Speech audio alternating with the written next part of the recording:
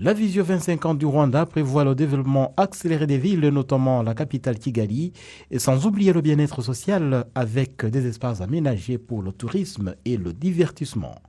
Intégrer le bien-être de la population dans le développement intégral urbain, et c'est aussi la visée de Paris, la capitale française. Cette vision partagée par Kigali et Paris, appuyée par la volonté politique des chefs d'État du Rwanda et de la France, est l'un des éléments qui justifie l'accord de coopération entre les deux capitales. Un accord qui, aux yeux des autorités respectives, apportera tant d'intérêt aux deux populations. Ça va faire profiter définitivement à nos populations respectives, surtout pour les échanges que nous allons réaliser. Nous avons parlé ici de la culture, de l'art,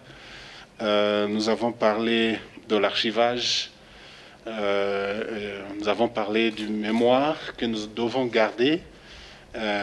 dans différentes matières.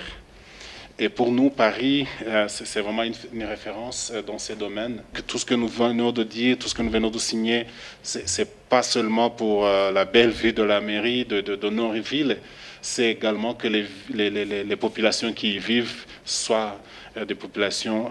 que ce soit des villes vivables, attractives, et que ce soit également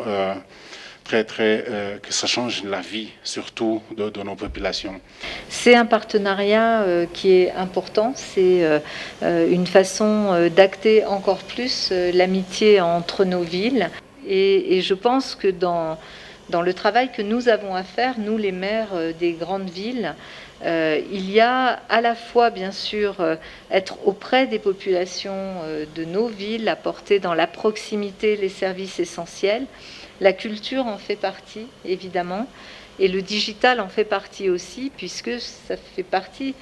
de cette révolution qui est en train aussi de bouleverser nos vies, et il vaut toujours mieux maîtriser les choses que les subir.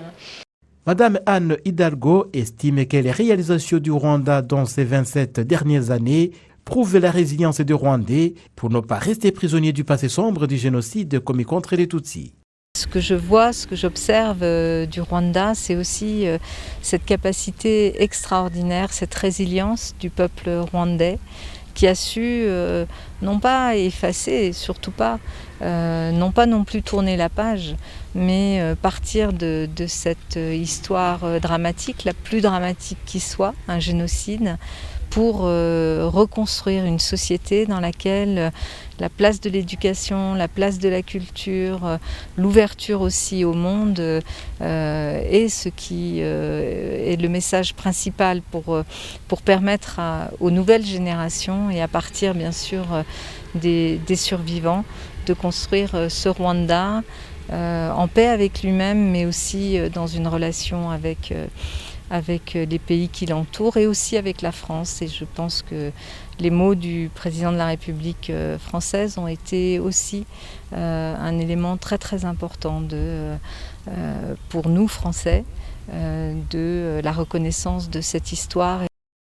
La maire de Paris qui au Rwanda, dans le cadre du congrès de l'Association des maires francophones, a visité le site mémorial du génocide de Kigali à Gisozi et a déposé une gerbe de fleurs sur la tombe commune où reposent plus de 250 000 victimes du génocide perpétré contre les Tutsis. Madame Anne Hidalgo s'est également rendue au Jardin de la Mémoire, sur le site mémorial du génocide de Nyanza dans la partie est de Kigali, où elle a déclaré que le devoir de mémoire est si important pour la construction de l'humanité de la paix mondiale. Jean Damascène Manishimwe pour la télévision rwandaise.